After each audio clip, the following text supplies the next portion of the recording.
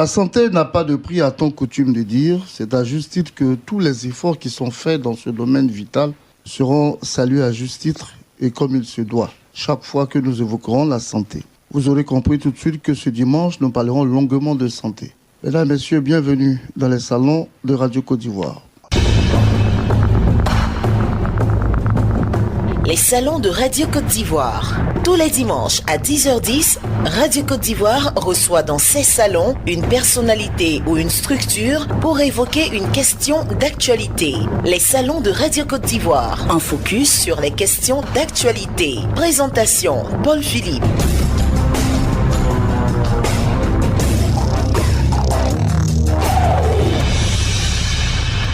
Bonjour mesdames et messieurs. Lors de son message à la nation le 31 décembre 2018 dernier, le président de la République a concrétisé sa volonté de renforcer l'action sociale qui du reste sera contenue dans le programme social du gouvernement à mettre en œuvre dès 2019. Dans cette optique, la santé est en première ligne. Il s'agit de fournir aux populations des services de santé de proximité et améliorer la protection sociale. Il s'agit également de généraliser la couverture maladie universelle en 2019 qui sera accompagnée par la construction, la réhabilitation, l'équipement et le rééquipement d'une cinquantaine d'établissements hospitaliers et 600 centres de santé. Enfin, le programme social du gouvernement ambitionne de consolider les acquis du programme élargi de vaccination et de veiller à garantir la disponibilité et la permanence des vaccins. Tout cela est contenu dans le message à la nation du président de la République. Dans le cadre de la mise en œuvre de ce programme, nous inaugurons ce dimanche une série d'émissions dédiées. Au jeu de Radio Côte d'Ivoire, le plaisir et l'honneur de recevoir M. Eugène Akaouele, ministre de la Santé et de l'Hygiène publique. Monsieur le ministre, bonjour. Bonjour.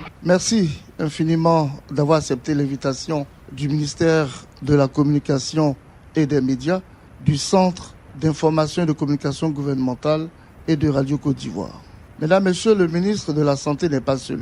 Il est accompagné par son collègue de la Communication et des Médias, le ministre Sidi Tchemoko Touré, porte-parole du gouvernement. Monsieur le ministre, bonjour. Bonjour. C'est le gouvernement qui met en œuvre le programme social du gouvernement et vous, surtout, le volet médiatisation et communication. Je vous donne la parole pour introduire ces quelques minutes d'échange. Merci beaucoup. Vous vous souviendrez que le cadre programmatique de l'action du gouvernement, c'est le PND 2016-2020. C'est un cadre qui permet à tout le gouvernement, dans ses différentes composantes, d'opérationnaliser l'ambition du chef de l'État sous la férule du Premier ministre Amadou Gon Coulibaly. Et donc, dans son opérationnalisation, je parle du PND 2016-2020, il y a eu des succès sur le plan social. Par ailleurs, vous vous souviendrez des éléments de succès, le taux de réduction de la pauvreté qui est passé de 51% à 46%, la couverture maladie universelle qui a démarré, et vous avez aussi les filets sociaux. Ce sont autant d'éléments à mettre à l'actif du bilan positif du volet social du gouvernement. Mais effectivement, quand on finit de dire cela, vous avez tout de même quelques insuffisances qui ont été constatées à l'écoute des populations. Il y a des aspects en lien avec le nombre d'enseignants, puisque dans certaines localités, les enseignants n'étaient pas forcément au nombre. Vous aviez aussi certaines difficultés d'accès à certains services au niveau sanitaire, etc. Donc, c'est au vu de toutes ces différentes insuffisances qu'il est apparu important, indispensable de pouvoir accentuer l'action du gouvernement sur ces aspects au niveau social. Et c'est ainsi que, en opérationnalisant cette vision du président de la République d'être beaucoup plus proche des populations, de marquer l'empreinte de l'action gouvernementale par le social avec un impact immédiat, est né le plan social du gouvernement. Organisé autour d'un certain nombre de stratégies, 5 stratégies pour être plus précis. Vous avez la santé pour tous, d'ailleurs, qui va faire l'objet de ces échanges tout à l'heure, le ministre de la Santé. Vous avez l'éducation pour tous, vous avez la réduction de la pauvreté, vous avez aussi l'autonomisation de la femme et de l'enfant, sans oublier, bien sûr, le bien-être social des populations vivant en milieu rural. Et je suis heureux que le ministre de la Santé, aujourd'hui, accepte cet exercice qui est important, de sorte à pouvoir expliquer aux populations comment est-ce que l'État, comment est-ce que le gouvernement opérationnalise l'instruction du président de la République en matière d'adressage des problématiques sociales au quotidien avec un impact immédiat et un résultat visible. Okay. Maintenant que le terrain est défriché, je pense qu'on peut y aller pour nos échanges, Monsieur le ministre. Les engagements du gouvernement en matière de santé, c'est le thème de ce dimanche, avec comme centre d'intérêt le bilan de l'année 2018 dans le domaine de la santé, les projets de santé du programme social du gouvernement 2019-2020. On va insister sur le programme élargi de vaccination, la gratuité ciblée, la couverture maladie universelle dont parlait le ministre Sidi tout à l'heure. Et puis, en fin d'émission, on ne parle pas souvent, mais on a l'occasion de parler un peu d'un pan de votre ministère, l'hygiène publique. On n'en parle pas assez. Il faut qu'on en dise un mot quand même en fin d'émission. Mais je ne serai pas seul. Je suis en compagnie de Adama Bakaïko de Radio Côte d'Ivoire. Adama, bonjour. Bonjour, Paul-Philippe. Traoré Mamadou de l'AIP, Agence Ivoirienne de Presse. Bonjour, Mamadou. Bonjour, Philippe. Avec ces deux, donc, pour interroger Monsieur le ministre de la Santé et de l'Hygiène publique. Mais qui est Monsieur Eugène Akaouele? Élément de réponse avec vous, Martha Kissi. Natif de Maféré, dans le département d'Aboisseau, Akaouele obtient son doctorat d'État en pharmacie en France en 1972. Après sa spécialisation 1 an plus tard dans différents laboratoires de l'industrie pharmaceutique, dont Gilbert Unilabo, il obtient le diplôme d'études supérieures en administration des entreprises à l'UFR des affaires. Il fut, en 1974, directeur adjoint de la pharmacie centrale de la santé publique d'Abidjan. Député des sous-préfectures d'Aboisseau, de Maféré, d'Adjoin, d'Adaou et Kouakro, Dr Akaouele fut lauréat de plus d'une dizaine de prix de meilleur gestionnaire des conseils généraux de Côte d'Ivoire. Il est administrateur de plusieurs sociétés en Afrique et même en France, et commandeur dans l'ordre de la santé publique, commandeur dans l'ordre du mérite de l'éducation nationale de Côte d'Ivoire, commandeur dans l'ordre du mérite agricole, officier dans l'ordre national de Côte d'Ivoire. Plusieurs distinctions auxquelles viennent s'ajouter le prix panafricain des leaders en Afrique 2017, le prix national d'excellence du meilleur élu local le 4 août, toujours en 2017. Actuel ministre de la Santé et de l'Hygiène publique, Dr Akaouele est depuis le 21 avril 2013 le président du Conseil régional du Sud Comoé. Il occupe également le poste de vice-président de l'Assemblée nationale depuis avril 2012. Monsieur le ministre, ces informations sont exactes, on va dire. Oui, sauf que je ne suis plus vice-président de l'Assemblée nationale. Il faut séparer les pouvoirs. On peut séparer les pouvoirs, n'est-ce pas? Alors, monsieur le ministre, c'est pas facile, c'est vrai. Rien n'est facile ici sur la terre des hommes. Mais gérer un ministère de la Santé aussi, c'est des engagements. Tout à fait. Mais tout est guidé par le travail. Souvenez-vous, c'est biblique, c'est coranique. Tu gagneras ton pain à la sueur de ton front. Avec le travail, même si tout ne peut pas se faire, on peut quand même parvenir à satisfaire son prochain. Donc, notre choix, c'est le travail bien fait qui nous guide dans tout ce que nous faisons. Alors, vous avez pris un ministère qui est très difficile et très large, il y a 6 mois environ. Oui, depuis le 12 juillet 2018. Qu'est-ce que vous avez trouvé comme urgence? C'est un ministère difficile parce que ici, on travaille essentiellement sur l'homme. Quand on sait ce que l'homme représente, naturellement, c'est difficile. Mais en même temps, la satisfaction peut être grande, car le premier droit de l'homme, c'est le droit à la santé. Si vous parvenez justement à satisfaire l'homme dans ce domaine, c'est bon. Vous savez que la Côte d'Ivoire a connu des années de crise et tout le système sanitaire a été complètement désorganisé. Tout à l'heure, le ministre Sidi de la Communication et des Médias a parlé du Programme national de développement 2016-2020, mais avant, il y avait le plan national de développement 2012-2016. Ce plan, bien entendu, immédiatement après la prise du pouvoir de son Excellence le Président de la République, a décrété le ministère de la Santé comme une véritable priorité, tant il est vrai que, comme je vous le disais, ce ministère était quelque peu en lambeaux. Donc, ce premier plan avait déjà permis, jusqu'en 2016, de sauver l'essentiel. Beaucoup de choses ont été faites en termes de réhabilitation des infrastructures, de construction, d'équipement, en termes de facilitation de l'accès des populations aux médicaments avec la nouvelle PSP, avec les vaccinations. Donc, beaucoup de choses ont été faites, de 2012 à 2016. Depuis 2016, on a engagé ce plan national de développement qui se décline au niveau du ministère de la Santé par le plan national de développement sanitaire. Nous pensons qu'aujourd'hui, ce ministère, plutôt que d'être considéré comme du social, donc budgétivore, bien au contraire, si l'on considère que la ressource humaine est la première richesse, celui qui peut permettre à cette ressource humaine d'être à mesure de faire du développement, donc ne doit plus être considéré comme budgétivore. Je crois que c'est ça la vision de son Excellence le Président de la République, Alassane Ouattara, qui, avec le gouvernement sous l'autorité du Premier ministre Amadou Coulibaly, nous a donné des instructions claires. Tout à l'heure, le ministre Sidi Touré et vous-même vous rappeliez son dernier message à la nation, mais disons que pour ce qui me concerne, c'est dès que j'ai pris possession de ce ministère qu'il m'a été clairement indiqué que nous devons aller nous devons fournir aux populations du bien-être, quelles que soient les personnes. Donc, nous y sommes et pour le faire, il faut faire évidemment une médecine de proximité, car l'Ivoirien se trouve partout, sur tout le territoire.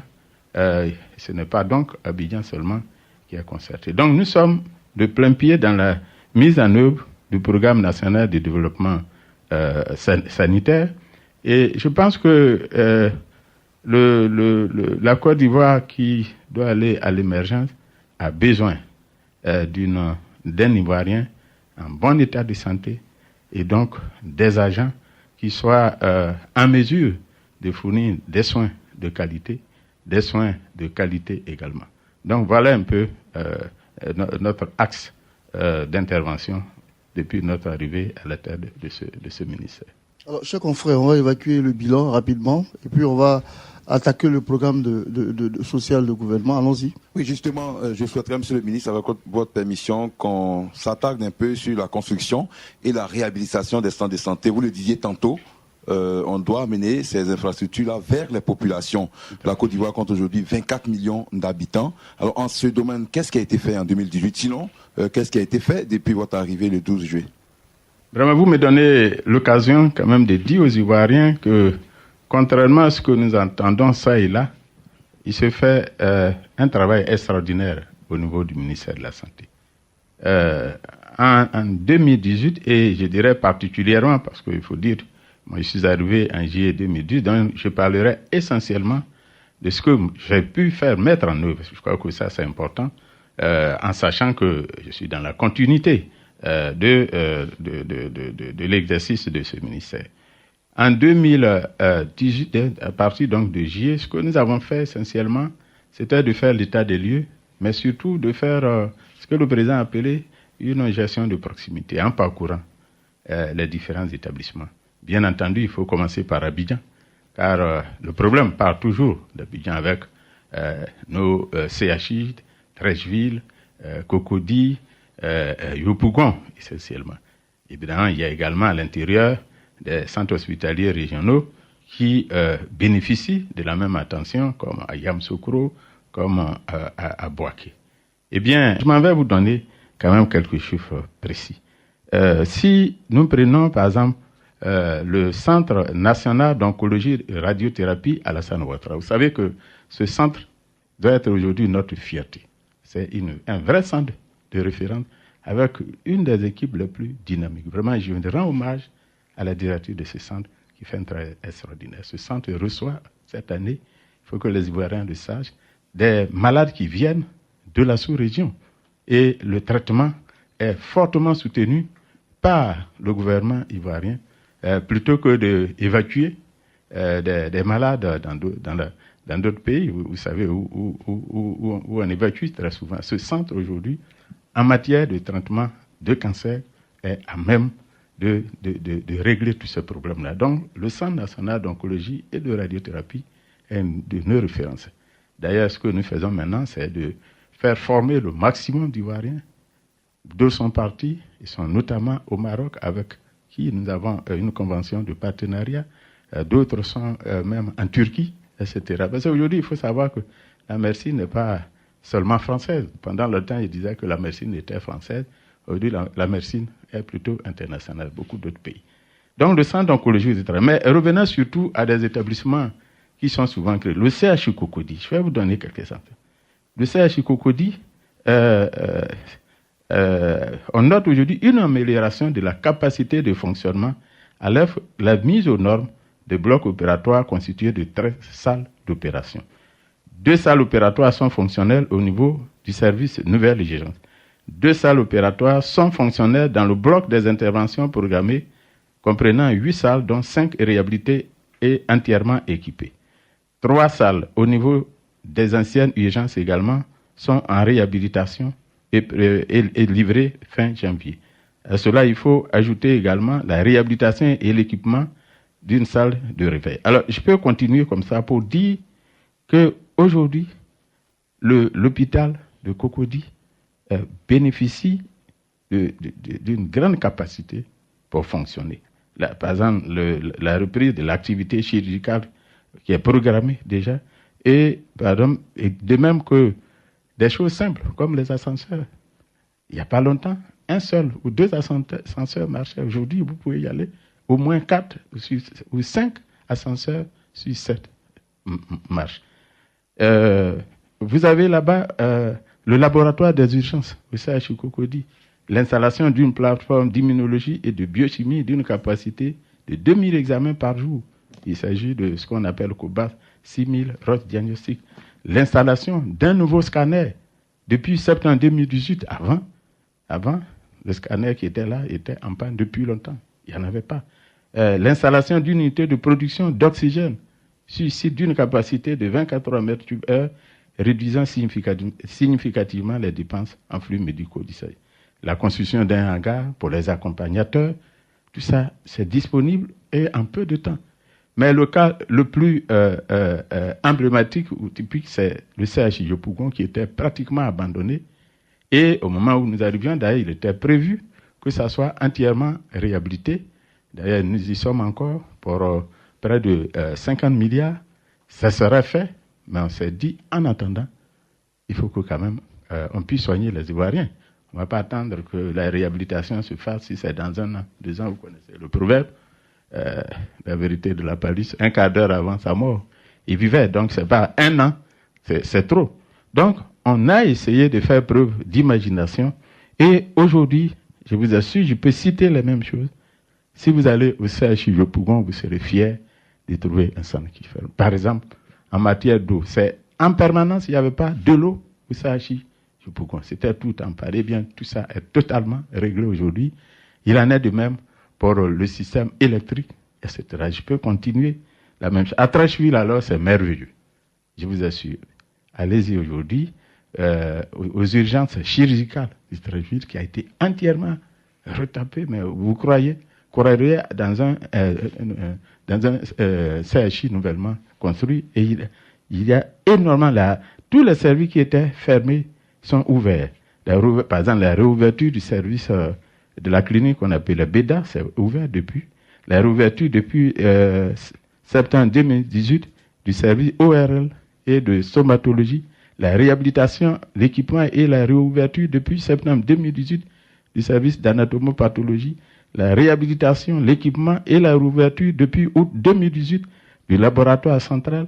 La réouverture depuis juillet 2018 des urgences médicales et depuis décembre 2018 des urgences surgicales, etc., etc. Du travail se fait. Pourquoi? Parce que, je vous l'ai dit, le président de la République a décrété ce secteur comme prioritaire et des moyens importants. Là, il s'agit, vous avez dit, nous parlons de 2018, mais vous savez que pour les 3 années à venir, après la tenue d'un conseil présidentiel le 9 août 2017 et la tenue d'un conseil des ministres le 20 décembre 2017, le président a décidé d'un programme hospitalier ambitieux de plus de 833 milliards pour les 3 années à venir. En attendant d'avoir ces 833 milliards, voilà déjà ce qui est en train d'être fait en moins de 5 mois. Beaucoup est fait dans le domaine de la santé parce qu'il y a eu l'année de la santé en 2013. Je crois que c'est dans la suite logique. Hein, tout à fait, on est dans la continuité. Alors, monsieur le ministre, vous parliez tout à l'heure des infrastructures, mais également les hommes.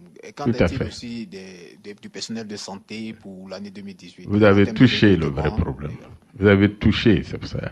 C'est Parce vrai que quoi que vous investissiez dans les infrastructures, si vous n'avez pas le capital humain disponible, compétent, engagé, consciencieux, eh bien, vos infrastructures ne serviront à rien.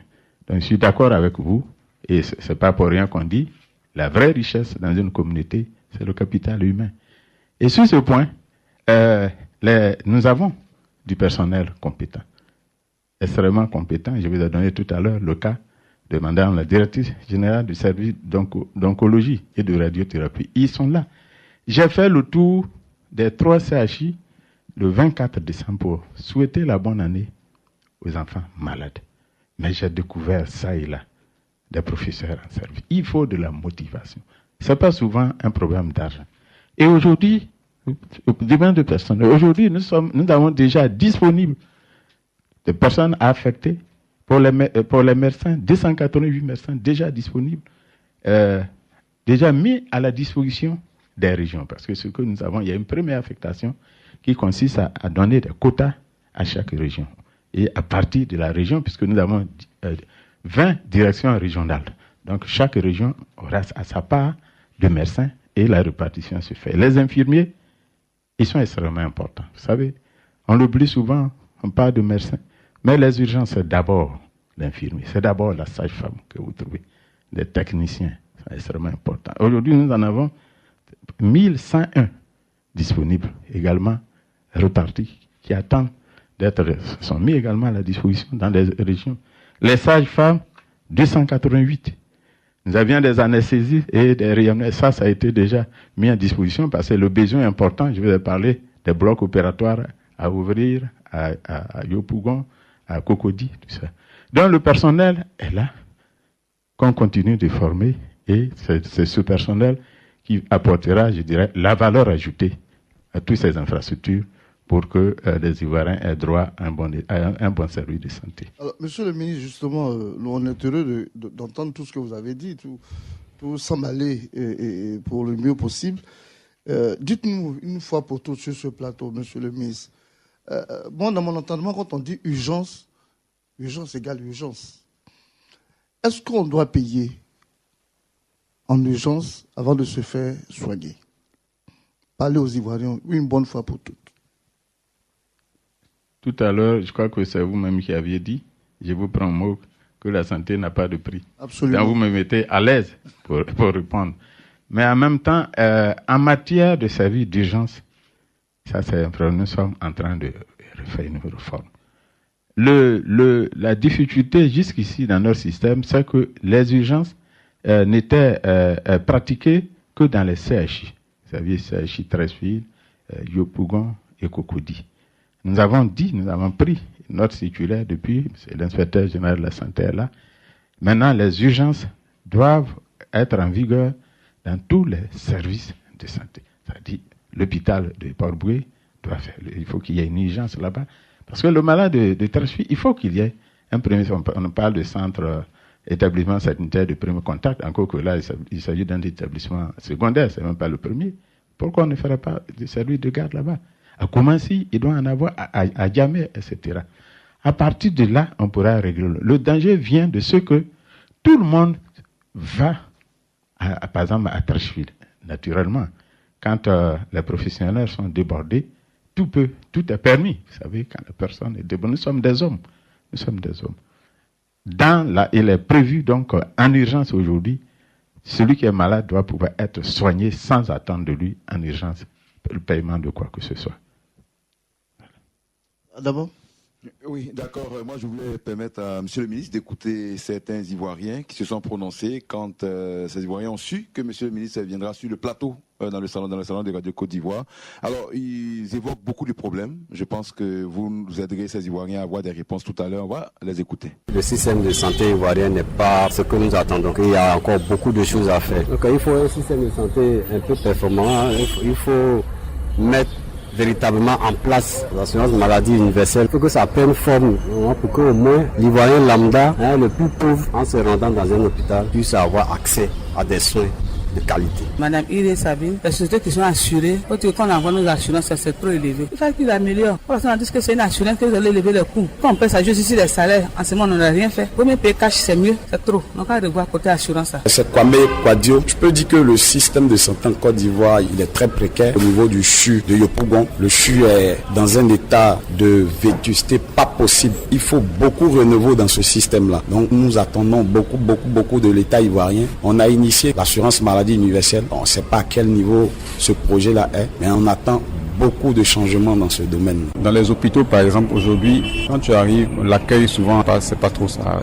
J'ai fait un peu l'Europe. En Europe, quand tu arrives à l'hôpital, même que tu es malade, l'accueil même, déjà, ça commence à te donner une certaine guérison même. Alors qu'ici, quand tu arrives, tu es négligé, tu vois les malades un peu partout, par terre, qui sont couchés, et c'est pas intéressant. Et puis la propreté un peu dans les hôpitaux, il faut un peu plus de propreté dans les hôpitaux. Madame Anastasie, moi j'avais mon père qui avait l'insuffisance rénale. On m'a dit il faut qu'un meure au SAMU d'abord avant qu'il ait une place. Il fallait payer 80 000 tous les 2 jours à la clinique. J'ai pas pu, mon père est décédé. Donc le problème de la santé est très difficile. Mais il faut beaucoup de centres de santé, il faut beaucoup de médecins aussi. Alors, monsieur, vous avez une idée globale de ce qu'en pensent les Ivoiriens, je pense. Vous avez répondu en partie déjà à ces préoccupations. Oui. Non, mais je suis d'accord avec eux sur beaucoup de points. Par exemple, les dialyses, les insuffisants rénaux. Je prends, c'est le ministre de la communication et des médias témoin. Nous avons fait passer une communication en conseil des ministres pour dire que nous devons déconcentrer le SAMU, le service de dialyse d'Abidjan. Et le gouvernement a marqué son accord. Il nous reste maintenant à faire un chronogramme pour que ça se fasse. Nous avons prévu maintenant, quand ça va dans ce qui est proposé, en plus des 5 ou 6 centres autour d'Abidjan, vous avez Abidjan où il y a un certain nombre, plusieurs centres. Vous avez aujourd'hui Yamoussoukro, il y a également Gagnoua et Korogo, tout ça. Nous avons prévu d'en ajouter d'autres dans la communication que nous avons pour qu'il y en ait à Man, à Odiéné, à San Pedro, à Bondoukou, à Bangourou et à Bosso. Il faut, moi j'ai dit décentraliser, d'où me dit de parler de déconcentrer. Mais ce qu'il faut entendre, c'est que dans ce domaine précis, la santé doit aller aux malades. C'est pas le malade. Quand on fait la dialyse, c'est 3 séances par semaine. Alors, imaginez-vous l'insuffisant qui est à Man ou à Odiéné, il faut qu'il descende. Ici à Abidjan, il fait les 3 semaines. À quel moment il va partir pour revenir? Au demeurant, aujourd'hui, les centres qui existent n'ont pas la capacité de prendre en charge le traitement de tout le monde. Or, ça n'attend pas, suffisant. La dialyse, ça n'attend pas. Il suffit de quelques jours seulement pour. Donc, les dispositions sont prises. Cela va se faire.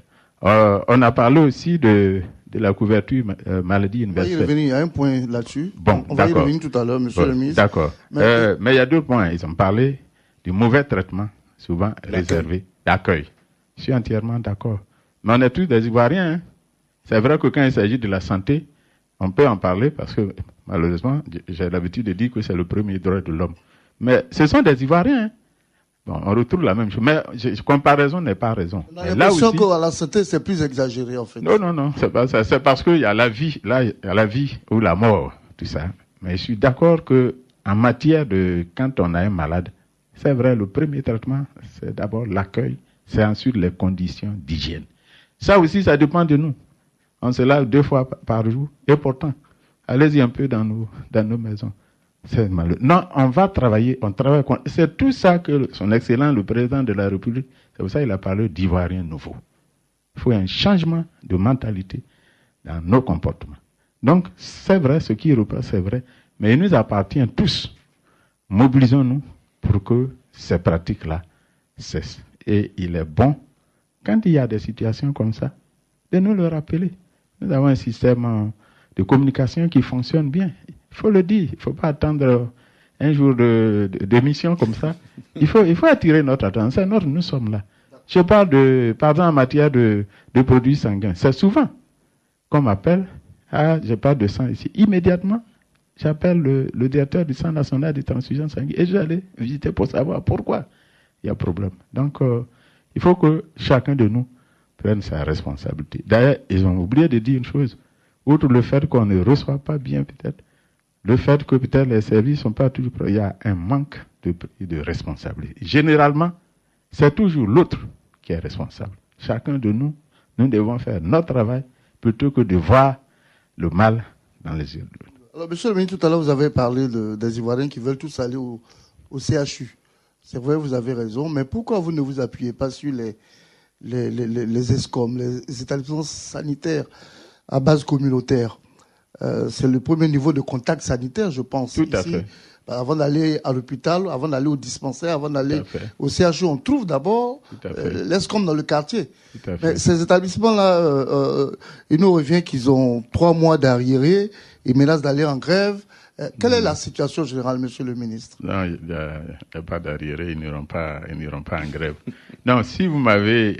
d'abord, je voudrais réparer quelque chose tout à l'heure, parlant des effectifs de sages-femmes disponibles, j'ai parlé de 288, c'est plutôt 743 sages-femmes déjà disponibles. Personnellement, j'accorde une attention particulière à tous ceux qui touchent les services des établissements sanitaires de premier contact. Vous savez pourquoi? Je suis un produit de la décentralisation. J'ai passé des années à m'occuper, à faire du développement de proximité. Ce n'est pas aujourd'hui que je vais changer autre chose. Donc, nous sommes d'ailleurs en train d'organiser pour que, comme vous l'avez dit, par exemple, le CHU Trashville doit être le centre, bien sûr, c'est l'établissement tertiaire de référence, mais il va englober, par exemple, aussi bien l'hôpital de Port-Boué, l'hôpital de Koumansi et tous les établissements là-bas. De sorte que celui qui a un problème, il commence toujours par la localité, par son premier point de contact, comme vous avez dit. S'il a du fou, il y a un centre, il commence là-bas pour remonter. Parce qu'il n'est pas possible qu'un médecin au CHU Trashville, notamment, soit là pour recevoir tous ceux qui viennent de différents. Alors qu'il doit pouvoir avoir d'autres médecins, d'autres infirmiers en service dans les établissements sanitaires, dans les formations sanitaires communautaires, comme vous l'avez dit. Donc, on est dans un processus, je vous ai dit quand même, rappelons-nous, nous venons de loin. Au moment où son excellence le président de la République prenait le pouvoir, 10 ans, il n'y a eu aucun investissement important dans ce domaine-là. On ne peut pas construire tout en l'espace de 6 ans et même 10 ans. Alors, monsieur le ministre, on va toujours rester dans le dialogue social. Quelle est la situation avec ce personnel de santé qui était en grève? On le sait en décembre. Il y a eu un dialogue. Vous les avez rencontrés. On entend ça et là qu'ils veulent encore aller en grève. Est-ce que vous êtes informé? Qu'est-ce que vous faites pour empêcher cette grève? Je suis informé puisqu'il n'était même pas arrivé qu'il y avait déjà un préavis de grève qui m'attendait. J'ai pris service le 12 juillet. Et déjà, le 1er juillet, il y avait un préavis de grève qui était déposé, qui prenait effet le 16 juillet. Et moi, j'ai pris service le 12 juillet, jeudi. Donc, déjà, le 13 juillet, ça a été mon premier boulot, rencontrer les syndicats concernés. Permettez que je cite même pas le nom. Et depuis, nous sommes toujours en concertation. Je suis un homme de dialogue, parce que je suis disciple de Félix Houphouët-Boigny. Donc, depuis, nous sommes en concertation. Nous avons créé un comité de dialogue social qui fonctionne sous l'autorité du directeur de cabinet, une équipe avec les syndicats des différents. Il y a 2 Cordi Santé, il y a deux groupements de syndicats. Il y a la Cordi Santé qui est en train de, et puis il y a la Sinakasi, le syndicat. Donc, on a dit, sur instruction de son excellence, le Premier ministre, ça a été répété encore aujourd'hui. Nous avons mis en place un comité de dialogue social. Donc le dialogue se poursuit, mais comme vous le savez, c'est pas facile avec les syndicats. Ils veulent quelque chose, nous y sommes, mais on poursuit cela, on poursuit le dialogue. Alors, nous restons toujours dans le domaine hospitalier. Il se trouve aussi qu'en Côte d'Ivoire, le taux de mortalité maternelle reste un véritable problème qui n'honore pas vraiment le pays, qui a un rang très élevé à ce niveau-là au plan mondial. Et qu'est-ce qui est prévu aussi pour cela dans le cadre du plan social? C'est vrai que nous avons en la matière de très mauvais indicateurs. Le taux de mortalité maternelle, néonatale et infantile, c'est élevé. Je peux vous le dire, puisque vous le savez, 614 décès pour 100 000 33 décès de nouveau-nés pour 1000 et 60 à 80 pour les enfants. C'est beaucoup. C'est beaucoup, surtout pour un gouvernement qui investit beaucoup dans ce domaine. Dans la sous-région, c'est la Côte d'Ivoire qui investit le plus dans le domaine de la santé. Je vous ai annoncé tout à l'heure, pour les 3 années à venir, en dehors de notre budget annuel, c'est plus de 833 milliards qui sont consacrés. Sans parler de tous ces... Puisqu'il y a beaucoup de partenaires techniques et financiers. Nos partenaires du système des Nations Unies, l'OMS, qui interviennent. Donc, une partie des difficultés dépendent de nous. Ils dépendent de nous, c'est pour ça que je dis le problème de ressources humaines est extrêmement important. Aujourd'hui, j'ai pu vous dire, de 10 ans, je fais pas de la politique. Le gouvernement a fait sa part, il faut le reconnaître. Il faut que nous soyons suffisamment forts pour prendre nos responsabilités, pour relever ce défi. Trop de morts, ce n'est pas une bonne chose. Mais je sais qu'on va y parvenir.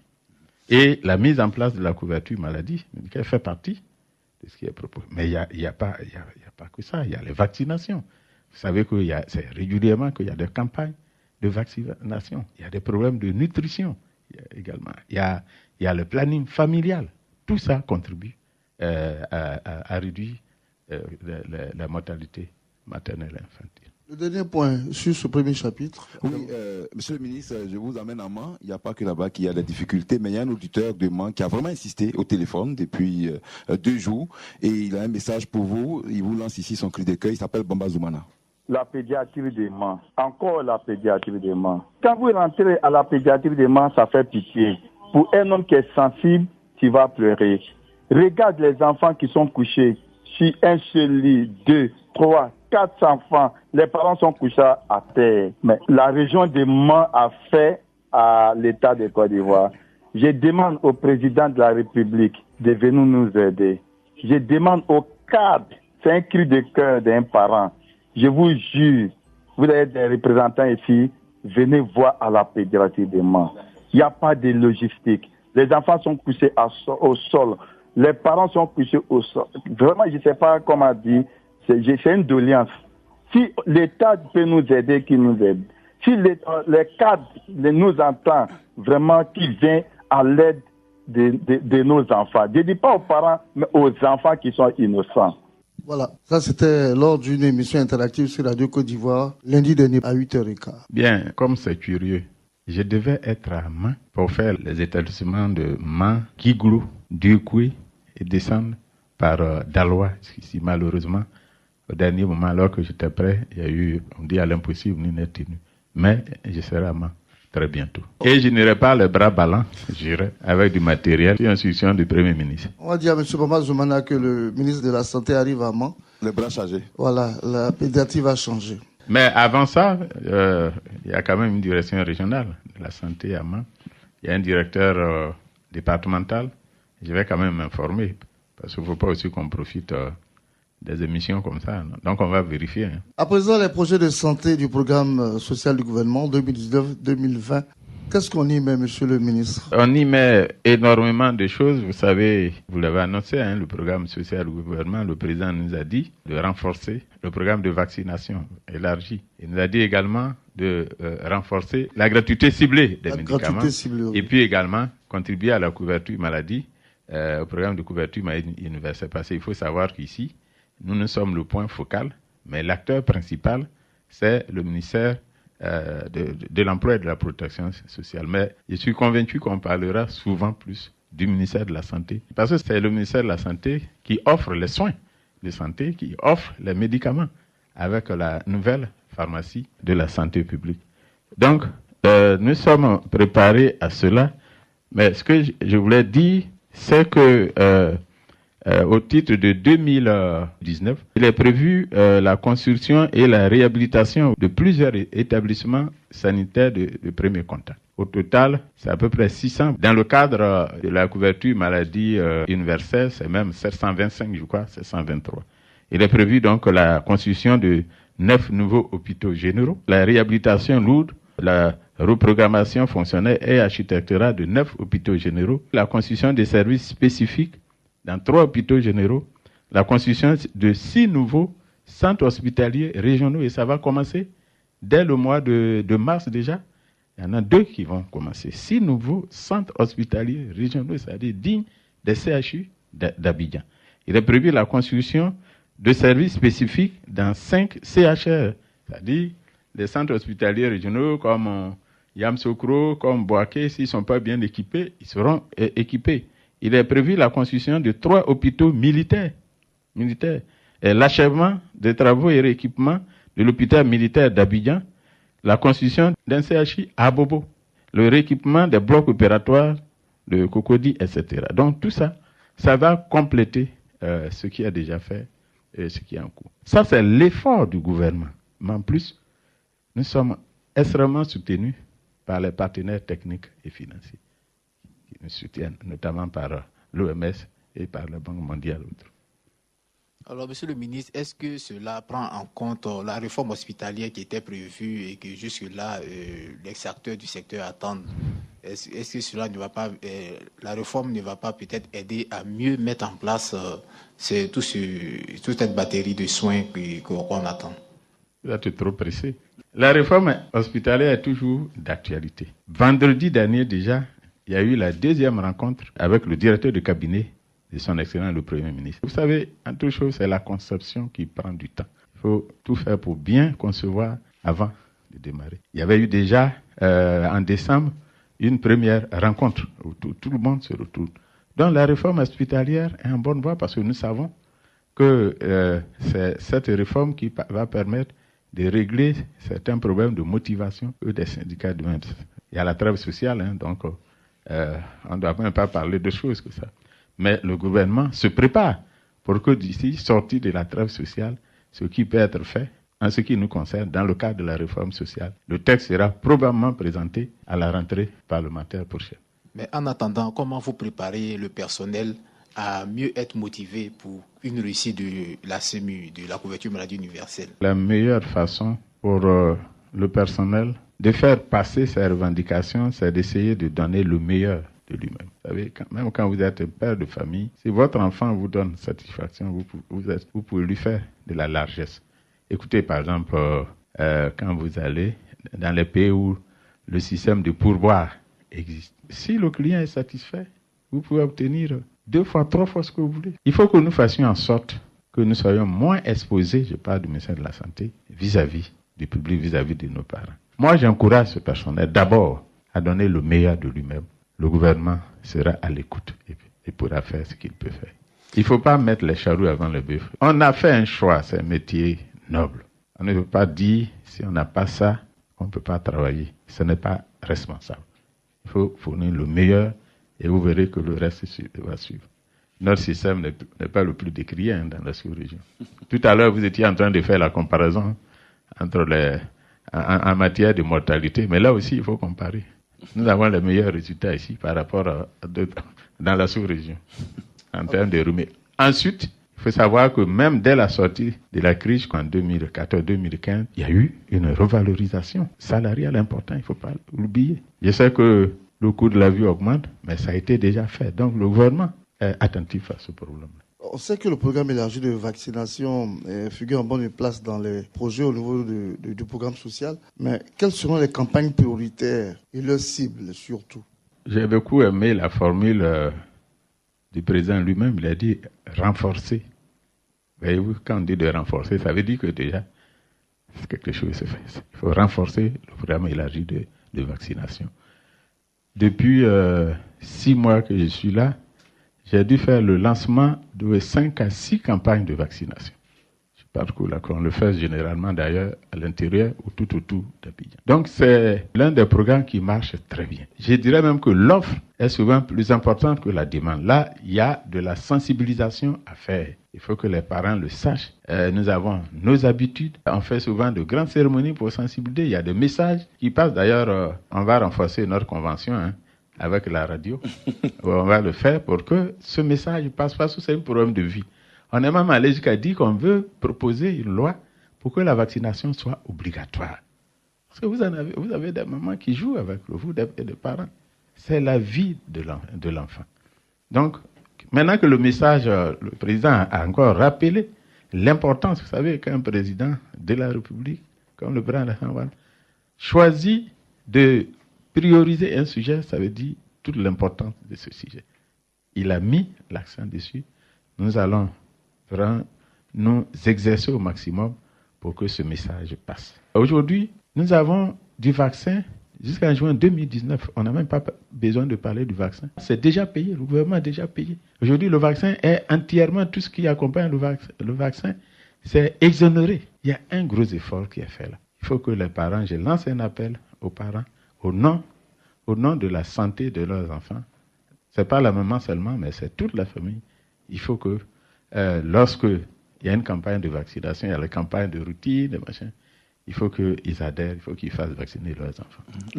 Monsieur le ministre, est-ce qu'on est à l'abri de la polio? C'est définitif, on n'en parle plus. La Côte d'Ivoire est complètement débarrassée du polio.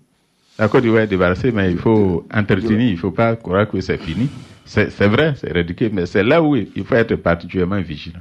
Parce que la Côte d'Ivoire, c'est un pays ouvert. Donc, ce n'est pas forcément à partir de chez nous, mais ça peut venir. Et comme nous sommes un pays ouvert, tout le monde passe. Mais pour le moment, c'est éradiqué. Vous savez, ici, il y a eu quand même des performances extraordinaires que les Ivoiriens n'ont pas beaucoup saluées. L'Ebola. Voilà, moi j'ai trouvé ça extraordinaire. Je me demande quelle magie avait permis à l'époque. Je n'étais pas là, donc je suis à l'aise pour le dire, pour que l'Ebola ne rentre pas ici. Tout simplement, je crois que la discipline a payé. Il suffisait seulement de se laver la main. Et aujourd'hui, beaucoup ont pris l'habitude. Moi, aujourd'hui, si je viens chez vous, que vous ne me donnez pas de l'eau pour laver la main, je ne mange pas à votre table. Hein. Il faut toujours se laver la main. L'Ebola est passé autour de nous. Il y a eu des cas d'Ebola au Libéria, en Guinée, au Mali, au Burkina, mais on n'en a pas eu ici. Comme quoi, si nous sommes décidés à éviter quelque chose, nous pouvons réussir. Il y a du bon comme ça, il faut en parler. Pourquoi vous ne parlez pas de ce qui est bon? D'accord. Dans le cas du PSGouv, est-ce que vous avez des projections chiffrées d'enfants à atteindre? Bon, j'avoue que mon spécialiste, la maison n'est pas là, je ne vais pas vous donner des faux chiffres, mais il faut savoir que, par exemple, aujourd'hui, c'est la vaccination contre la méningite dans la partie nord, depuis Katiola jusqu'à Tengrela, on est en train de couvrir totalement cette zone-là. Mais je ne peux pas vous donner des chiffres précis. Voilà. Une autre maladie silencieuse, mais qui fait beaucoup de dégâts. Est-ce qu'il est prévu à longue une subvention aussi de l'État, l'hépatite? C'est qu'il y a 3 types, il y a le A, le B, le C. Ouais. Il y a un programme également. On a un coordonnateur du programme d'hépatite. D'ailleurs, les Égyptiens, c'est le B, viennent de nous présenter un laboratoire égyptien. Parce qu'en Égypte, il y a beaucoup de cas d'hépatite. Ils viennent de nous présenter un produit et on est en train d'étudier qu'il y a des conditions très abordables. Nous sommes en train de regarder ça. Alors, monsieur le ministre, concernant cette même maladie, plusieurs études prouvent que le personnel de santé est aussi très exposé, même le plus exposé à l'hépatite en Afrique subsaharienne. Ouais. Est-ce qu'à notre niveau ici, il y a des dispositions également pour les protéger contre cette maladie-là silencieuse? En tout cas, depuis que je suis arrivé, je n'ai pas eu connaissance d'un danger réel pour le personnel dans ce domaine. Mais vous savez, tout à l'heure, je vous parlais d'Ebola. Si notre personnel a su, dans ce cas-là, s'en sortir, il n'y a pas de raison que ça ne soit. Je vous dis, nous avons un personnel extrêmement qualifié, compétent. Mais je dis c'est un problème souvent de comportement. C'est sur ça que nous devons jouer. Le personnel, la compétence est au rendez-vous. D'accord. Je crois qu'on va attaquer la gratuité ciblée. Qu'est-ce qui va véritablement changer cette fois-ci, monsieur le ministre? Parce qu'on a déjà expérimenté cette opération de gratuité ciblée. On remet le couvert dans le programme social du gouvernement. Quelles sont les innovations? Là aussi, il s'agit de renforcer Il s'agit de renforcer et surtout, c'est un problème de bonne gouvernance. Par exemple, on avait quelques problèmes. Vous aviez cité les formations sanitaires, les communautaires. Bon, quelque part, c'était pas très attractif. On préférait souvent s'occuper d'autres choses que là où on n'a rien que. Mais de ceux qui payent. Bien sûr, par exemple. Bon, donc on va régler. Mais aujourd'hui, avec l'avènement de la couverture maladie universelle, ce problème est totalement réglé. Donc, il s'agit c'est surtout un problème de gouvernance. On va vers maintenant une prise en charge totale pendant 48 heures, par exemple, de toutes les urgences. Ça dit qu'on ne va pas dire c'est uniquement la femme enceinte, c'est uniquement un bébé. Tout le monde sera pris en charge. Vous avez tout à l'heure, quand il y a une urgence, ça va être, il faut que ça soit gratuit. Même si la personne, il ne s'agit pas de dire qu'il faut payer d'abord avant de se faire traiter. Alors, monsieur le ministre, c'est à ce niveau, certainement, que se trouve mon inquiétude. On le sait, depuis le PPU, le programme présidentiel d'urgence, cette gratuité ciblée a été instituée. Malheureusement, certains agents de santé en profitent pour stocker des fonds aux malades qui viennent vers eux. Déjà, comment vous faites pour régler la question? On sait que le phénomène a fortement baissé, mais néanmoins, il demeure encore des gens qui continuent cette pratique. Est-ce que vous ne craignez pas que ça sape un peu l'atteinte de vos objectifs? Vous savez, dans tout système, il peut y avoir des brebis galeuses, mais sur le terrain, je côtoie ce personnel. Non, c'est un personnel qui mérite respect. Je vais vous citer un peu les mesures qu'on prend pour que la gratuité ciblée passe correctement. On va renforcer la gouvernance. Le Cap-Vert, c'est un pays qui n'a pas de grandes ressources, mais grâce à une bonne gouvernance, le Cap-Vert fait des progrès extraordinaires. Donc il y a un problème de bonne gouvernance. La question de prendre un acte relatif aux retraites, par exemple, des ESCOM, des formations communautaires, du champ, par exemple, de la gratuité ciblée pour qu'ils aillent directement vers la couverture maladie universelle. Il est question de rendre également fonctionnel le dispositif national de suivi et d'évaluation. On va faire une bonne évaluation et on va faire un suivi. Il est question de rendre opérationnel le dispositif national d'élaboration d'outils de gestion spécifiques de la gratuité ciblée pour la vérification quantitative et l'amélioration du mécanisme de remboursement des établissements. Il faut que les établissements soient rendus. Et puis, il y a une demande de rallonge budgétaire pour la prise en compte des 48 premières heures d'urgence dans la loi de finances 2019. Donc, vous voyez ce que le gouvernement prévoit, tout ça. Il faut également une analyse, une adaptation de la composition des kits d'accouchement césarien pour répondre au mieux à la demande. Ensuite, il faut une amélioration de la disponibilité des kits en vue de satisfaire la demande. Et pour les enfants de 0 à 5 ans, vous avez dit, il faut mettre à la disposition au niveau des pharmacies les traitements des pathologies, paludisme simple, paludisme grave, infection respiratoire aiguë, diarrhée, et également faire une révision de l'arrêté sur la gratuité ciblée. Donc, les dispositions sont prises. Il y a un dispositif qui va permettre d'améliorer ce système-là pour répondre donc à la recommandation du président qui dit de renforcer donc le système de gratuité ciblée. Monsieur le ministre, avant votre conclusion, je souhaiterais qu'on dise un mot du pan de votre ministère, l'hygiène publique. C'est vrai qu'il y a une direction de l'hygiène publique. Qu'est-ce qu'on peut en dire? On oublie souvent que le ministère de la Santé, c'est aussi le ministère de la Santé et de l'hygiène publique. On oublie cet aspect. Et l'hygiène publique est symbolisée par l'Institut national d'hygiène publique qui fait un travail extraordinaire. Dernièrement, quand il y a eu les inondations, ça et là, c'est bien l'INHP qui était sur le terrain, qui intervient, l'INHP.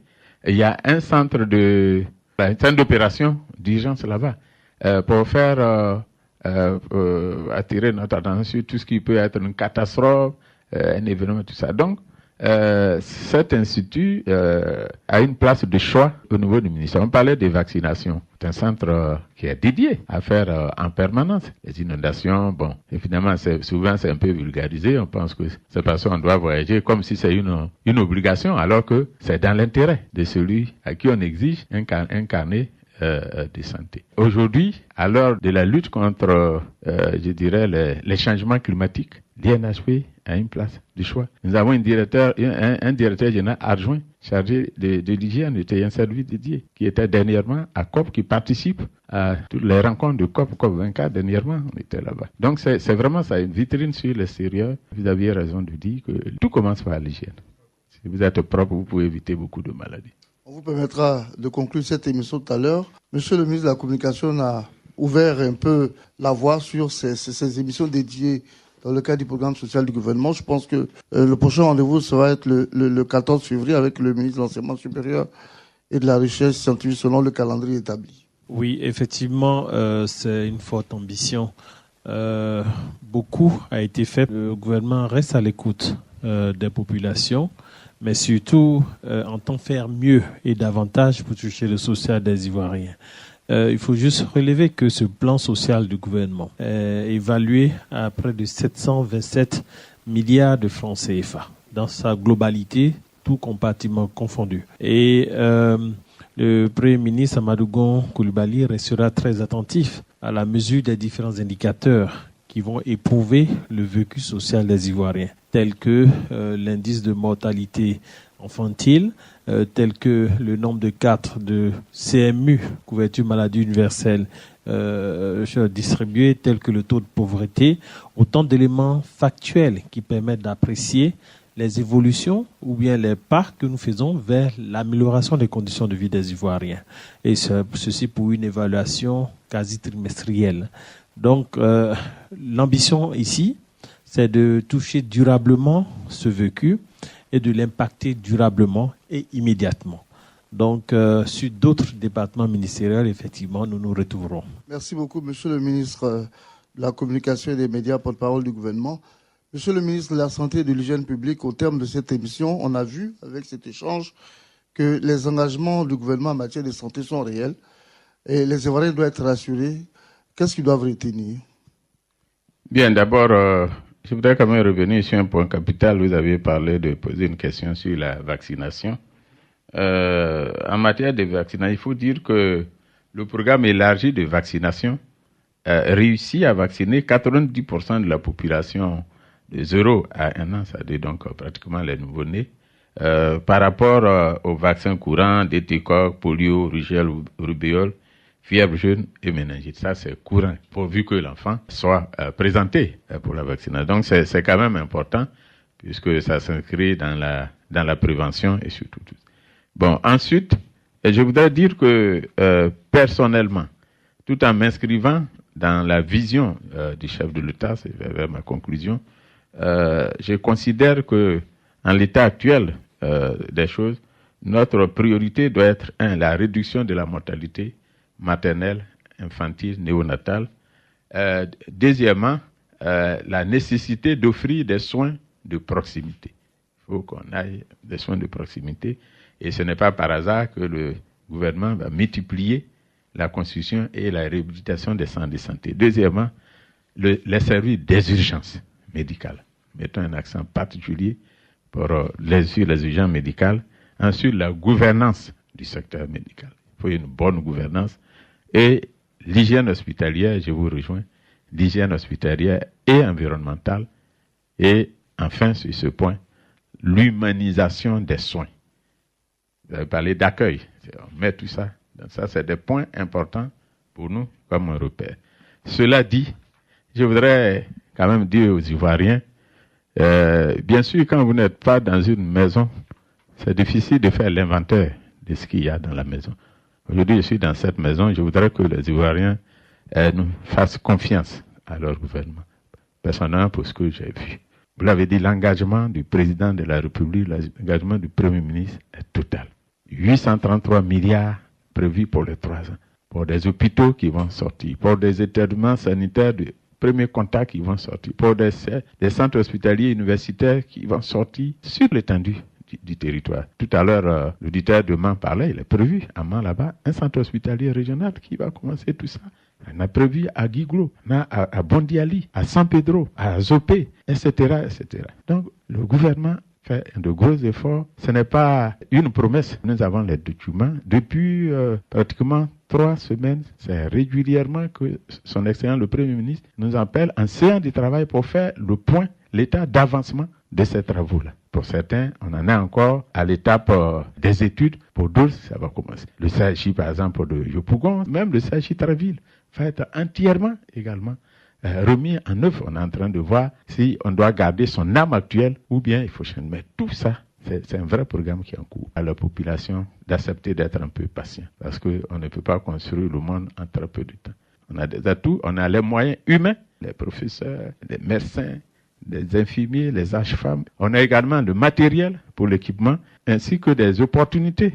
Tout le monde court après la Côte d'Ivoire, à commencer par des partenaires techniques et financiers. Donc, nous demandons aux Ivoiriens de croire à leurs dirigeants. Le meilleur est à venir. Infiniment merci, monsieur le ministre, d'avoir accepté cette invitation. Vous l'avez dit, quand on parle de santé, il s'agit de la vie. Et quand on parle de la vie, tout le monde est concerné. Nous sommes disposés à vous accompagner dans ce vaste programme également. Merci à tous de nous avoir suivis. Cette émission a été supervisée par Sali Silio Konaté et Dimosson à la réalisation. Merci à Adama Bakayoko. Traoré, merci. Technique, Yaoblé, Yann Estor. Merci à toute l'équipe du CICG et du ministère de la Communication et des médias, porte-parole du gouvernement. Merci à tous d'être là. Prochain rendez-vous avec le ministre Albert Mabry-Touakus. Paul Philippe, à très vite.